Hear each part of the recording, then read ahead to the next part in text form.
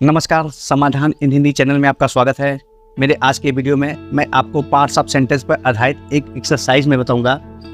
तो part of sentence के बारे में मैंने आपको पहले अपने एक वीडियो में मैंने बताया था। यदि अभी तक आपने मेरे उस वीडियो को नहीं देखा है तो कोई बात नहीं, आप मेरे इस वीडियो के डिस्क्रिप्शन बॉक्स में या इस वीडियो के अंत में आप जाएंगे तो वहाँ पर आपको मेरे उस वीडियो का लिंक मिल जाएगा, जहाँ से आप मेरे पार्ट ऑफ सेंटेंस का वो वीडियो देख सकते हैं। तो फिलहाल मेरे आज का जो वीडियो का टॉपिक जो है वह पार्ट ऑफ सेंटेंस का एक्सरसाइज है। इसके अंतर्गत मैं वाक्यों का जो पार्ट्स होते हैं वह वाक्य में किस प्रकार भरे जाते हैं, सेंटेंस में किस प्रकार भरे जाते हैं, यही मेरे आज के वीडियो का चर्चा का विषय है। तो इसके अंतर्गत मैंने आपको कुल 15 सेंटेंस मैंने आपके सामने प्रस्तुत किया है। इस 15 सेंटेंस में ब्रैकेट में कुछ वर्ड्स दिए गए हैं, उस वर्ड्स को एक एक करके मुझे भरना है। और सबसे बड़ी बात कि इस वर्ड में ये कंफ्यूजिंग वर्ड होता है कि इसमें कौन सा वर्ड यूज़ करेंगे। तो यहाँ पे यही इस वीडियो में बताया जाएगा कि यहाँ पे यह वर्ड क्यों भरा जाएगा और उसके पीछे क्या रीज़न है, क्या लॉजिक है। तो निश्चित रूप से यह वीडियो आपके लिए बहुत ही लाभप्रद सिद्ध होने वाला है। और यह इस प्रकार के जो वाक्य होते हैं, इस प्रकार जो सेंटेंस होते हैं, अक्सर प्रतियोगी परीक्षाओं में पूछे जाते हैं। तो आप मेरे वीडियो में बने रहें शुरू से अंत तक, क्योंकि इस वीडियो में मैं आपको पूरे 15 सेंटेंस का मैं आपको डिटेल में स्टेप बाय स्टेप आपको मैं इसका एक्सप्लेनेशन करते हुए मैं फिल इन द ब्लैंक्स करूँगा। तो चलिए अब वीडियो शुरू करते हैं। लेकिन मैंने आपके सामने यह वाक्य मैंने लिखा है, अब मैं आपको एक एक करके मैं बताऊँगा कि इस वाक्य में कैसे भरा जाएगा। फर्स्ट ऑफ ऑल जो पहला मेरा सेंटेंस है वह है सी हैज मनी मच और मैनी। तो मच और मैनी जो है यह वास्तव में डिटरमाइनर है। तो ये डिटरमिनर है, यह डिटरमाइन करता है, लेकिन यहाँ पे यह मनी को डिटरमाइन करेगा। मच और मैनी मनी को डिटरमाइन करेगा। तो प्रश्न यह है कि मच करेगा कि मैनी करेगा, क्योंकि दोनों का अर्थ एक ही है। तो यहाँ पे इसका आंसर ये होगा कि मच का प्रयोग हम अनकाउंटेबल नाउन के लिए करते हैं और मैनी का प्रयोग हम काउंटेबल नाउन के लिए करते हैं। तो प्रश्न यह है कि मनी काउंटेबल है कि अनकाउंटेबल है। तो मनी मतलब होता है धन। तो धन जो होता है उसकी गणना हम नहीं कर सकते, उसको गिन नहीं सकते। लेकिन इसके जगह अगर नोट आता, जैसे 50 rupees note, 500 rupees note, 2000 rupees note, तो वह काउंटेबल हो जाता। तो वहाँ पे हम मैनी का प्रयोग कर सकते थे। लेकिन यहाँ पे मनी सिंगल यूज है, इसलिए हम मच का प्रयोग हमको करना है। तो यहाँ पे इसका आंसर मच भरा जाएगा। तो इसका हो जाएगा सी हैज मच मनी। सेकेंड जो है इसमें देखिए क्या फिल किया जाएगा, I have read novels much या मैनी। तो जस्ट लाइक वही फर्स्ट जो मैंने भरा है उसी तरह मैं सेकंड भरूंगा। यहाँ पे मच का प्रयोग अनकाउंटेबल नाउन के लिए और मैनी का प्रयोग काउंटेबल नाउन के लिए। तो नावेल जो है वह मनी की तरह अनकाउंटेबल नहीं है, बल्कि ये काउंटेबल है, क्योंकि नावेल की जो एक निश्चित संख्या होगी उसको गिना जा सकता है। यहाँ पे मैनी होगा। तो इसका I have read many novels, मतलब मैंने बहुत सारे उपन्यास को मैंने पढ़ा है। तो इसके बाद अब नेक्स्ट जो हमारा फोर्थ नंबर है, इसमें third number she has milk. तो मिल्क में नो भरा जाएगा कि एनी भरा जाएगा। एनी का प्रयोग हमको इंटरोगेटिव सेंटेंस में करना रहता है। तो चूंकि ये इंटरोगेटिव सेंटेंस नहीं है, इसलिए एनी का प्रयोग नहीं होगा। और एक चीज़ और है, एनी का प्रयोग हम काउंटेबल नाउन के लिए करते हैं और नो का प्रयोग अनकाउंटेबल नाउन के लिए करते हैं। तो यहाँ मिल्क जो है अनकाउंटेबल नाउन है, तो निश्चित रूप से एनी का प्रयोग नहीं होगा। तो नो का प्रयोग हम करेंगे, तो यहाँ पे नो हो जाएगा। फोर्थ देखिए, my son's health is good. My son's health is good, यहाँ पे देखिए टू भरा है और वेरी। टू और वेरी का मतलब होता है मोर देन नीड, मतलब आवश्यकता से ज़्यादा। तो यहाँ पे गुड मतलब कि मेरा पुत्र का स्वास्थ्य अच्छा है। तो अगर अच्छे सेंस में हमको प्रयोग करना है तो हम टू का प्रयोग नहीं कर सकते हैं, क्योंकि टू जो होता है वह निगेटिव वाक्य को बताता है। अगर हम टू लगाते हैं तो इसका मतलब कि अच्छा नहीं माना जाएगा उसको। तो यहाँ पे वेरी का प्रयोग हमको करना है। तो क्योंकि वेरी का प्रयोग हम सकारात्मक रूप में करते हैं, पॉजिटिव सेंस में करते हैं, तो यहाँ पे हो जाएगा my son's health is very good.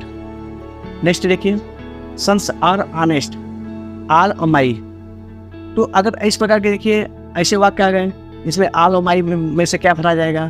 तो यहाँ पे इसके दो आंसर मिलते हैं। एक तो ये होता है कि आल या माई में से कोई हम भर देते हैं, और दूसरा ये होता है कि हम दोनों को भरते हैं। तो पहले मैं एक को भर के बताता हूँ कि अगर हम सिंगल यूज करेंगे तो आल का प्रयोग हम सिंगल यूज नहीं कर सकते हैं। जैसे आल सन्स आर ऑनेस्ट नहीं लिखेंगे, क्योंकि आल का प्रयोग हम सिंगल सेंस में नहीं करते। लेकिन माई का प्रयोग हम सिंगल रूप में कर सकते हैं। जैसे माई सन्स आर ऑनेस्ट, कि मेरे पुत्र ईमानदार हैं, तो मेरे सभी पुत्र में ईमानदार हैं। और तो यहाँ पे अगर हम दोनों लगा देते हैं तो यहाँ पे दोनों का प्रयोग हम कर सकते हैं यदि दोनों लगाए। लेकिन यहाँ पे प्रश्न ये है कि दोनों में माई पहले आएगा कि आल पहले आएगा, तो यहाँ पे आल पहले आएगा क्योंकि यह प्री डिटरमाइनर है और माई यहाँ का इसका पोस्ट डिटरमाइनर है, मतलब इसके बाद आना चाहिए। इसको हो जाएगा all my sons are honest, यानी कि आल का प्रयोग पहले नंबर पे और माई का प्रयोग दूसरे नंबर पे करेंगे। और अगर हम सिंगल यूज में करना चाहते हैं तो केवल हम माई का प्रयोग करेंगे, ऑल का प्रयोग नहीं करेंगे। नेक्स्ट देखिए, are you going to buy books, मतलब क्या तुम किताबों को खरीदने जा रहे हो, तो यहाँ पे दीज और आल में से भरना है। तो just like this question can also be solve, तो यहाँ पे क्या होगा, जैसे दीज और आल में से हमको क्या सॉल्व करना है, क्या लिखना है, ठीक है। इसको हम चूज करने के लिए हम इनमें से अगर हम आल का प्रयोग तो सिंगल रूप में नहीं कर सकते हैं, लेकिन हम दीज का प्रयोग हम कर सकते हैं। तो are you going to buy these books, मतलब यह सही माना जाएगा, तो हम दीज भर सकते हैं। लेकिन अगर हमको दोनों का प्रयोग करना है तो दोनों का प्रयोग करना है तो हमको पहले आल भरेंगे और दूसरे नंबर दीज भरेंगे। तो इसका हो जाएगा are you going to buy all these books, क्या तुम इन सभी किताबों को खरीदने जा रहे हो, इस तरह से वाक्य होगा। नेक्स्ट देखिए, this is egg I bought yesterday, या एन और द, यहाँ पे देखिए एग मतलब यह एग है, अंडे हैं, तो आई बॉट यस्टरडे मैंने कल खरीदे थे। तो यहाँ पे देखिए एन और द में अंतर यह है कि एन जो है इनडेफिनिट आर्टिकल है और द डेफिनिट आर्टिकल है। तो द का प्रयोग हम तब करते हैं जब कोई नाउन या प्रोनाउन का चर्चा दोबारा की जाए। तो यहाँ जब अगर किसी नाउन या प्रोनाउन की चर्चा पहली बार किया जाता है तो वहाँ पे हम इनडेफिनिट आर्टिकल का प्रयोग यानी कि ए या एन में से किसी एक का करेंगे। तो यहाँ एग के लिए एन का प्रयोग करना उचित होगा, तो इसे एन भरा जाएगा, द नहीं भरा जाएगा। नेक्स्ट है, he was tired he went home, तो यहाँ पे देयरफॉर और बिकॉज में से कोई किसी को भरना है। तो यहाँ देयरफॉर भरेंगे कि बिकॉज भरेंगे, क्योंकि दोनों ही रीजन को शो करता है। लेकिन यहाँ पे कौन सा होगा, तो यहाँ पे अगर हम देयरफॉर लगाते हैं तो यहाँ पे होगा he was tired therefore he went home, मतलब वह थक गया था इसलिए घर चला गया। यहाँ देयरफॉर का मतलब इसलिए होगा, तो यह वाक्य सही लग रहा है। अब दूसरा विकास लगा के भी देख लेते हैं, he was tired because he went home, तो यहाँ पे हो जाएगा वह थक गया था क्योंकि वह घर गया था, ही वेंट होम क्योंकि वो घर गया। तो यानी कि इसका मतलब कि यहाँ पे यह वाक्य कुछ उचित नहीं लग रहा है कि थकने वह घर गया था इसलिए थका था, मतलब थक गया। तो यहाँ पे देयरफॉर का प्रयोग करना होगा, क्योंकि देयरफॉर का प्रयोग अगर करते हैं तो वो थकने के कारण वो अपने घर गया था। तो यानी कि इस तरह से देयरफॉर का प्रयोग यहाँ करना उचित होगा।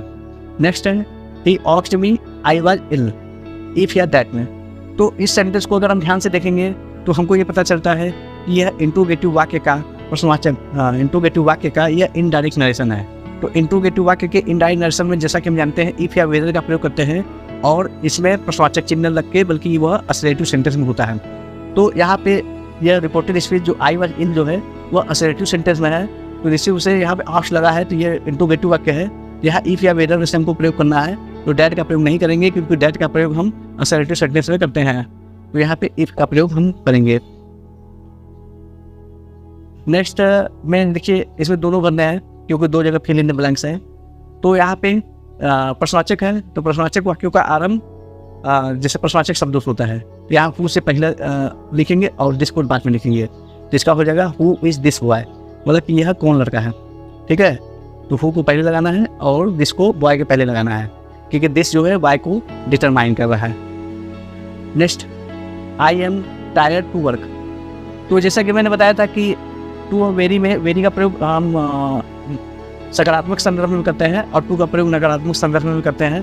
तो कार्य करने के लिए मैं बहुत थक गया हूँ, तो नेगेटिव सेंस है, तो यहाँ पे टू का प्रयोग करना होगा। तो यानी कि मैं इतना थक गया हूँ कि मैं कार्य नहीं कर सकता, तो टू का प्रयोग यहाँ करना उचित होगा। यहाँ पे वेरी का प्रयोग नहीं कर सकते क्योंकि यहाँ पे जब यहाँ पे जैसे किसी कार्य के प्रति अगर हम अनएबिलिटी शो करते हैं, यानी कि हम उसको कर नहीं पाते हैं, तो टू टू एडवर्ब का प्रयोग हम करते हैं।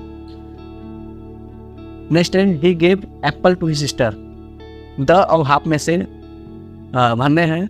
लेकिन यहाँ पे एक बात ध्यान दीजिए कि यहाँ पे जैसे जिस प्रकार आल वाला वाक्य है कि आल और डी लगा है, इसी प्रकार हाफ अगर आ जाता है तो उसके बाद कोई पोस्ट डिटरमाइनर जरूर आता है।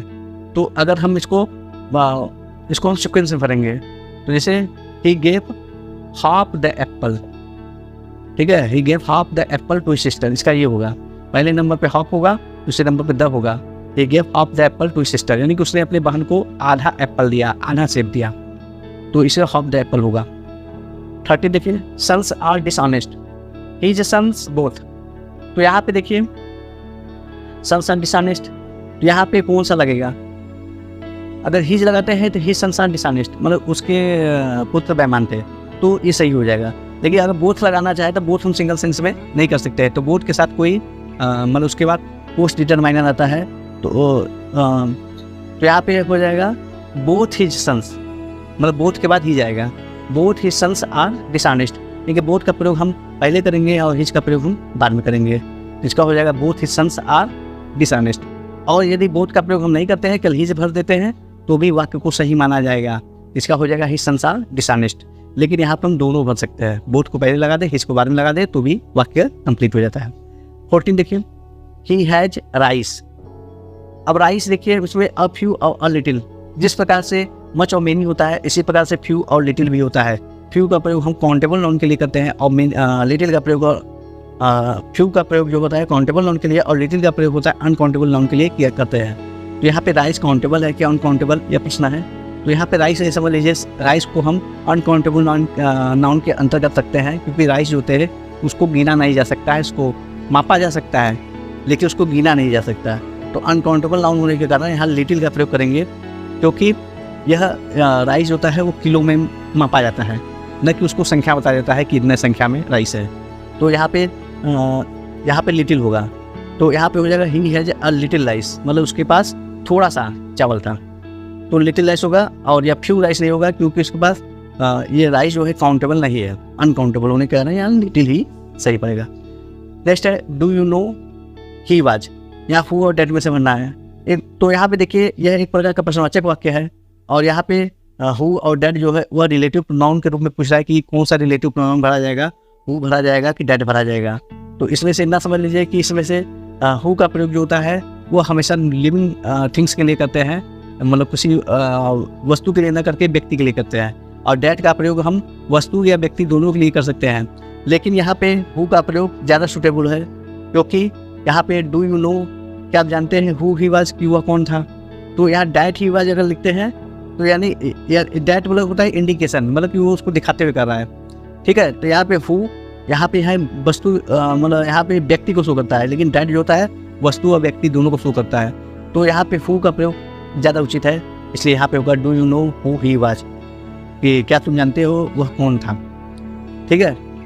तो इस प्रकार से मैंने आपको पार्ट ऑफ सेंटेंस का यह मैंने एक्सरसाइज मैंने आपको हल करके मैंने दिखाया, और तो निश्चित रूप से आपको मेरा यह वीडियो समझ में आ गया होगा, और जो मैंने आपको बताया होगा वो आपको अच्छी तरह से समझ में आ रहा होगा।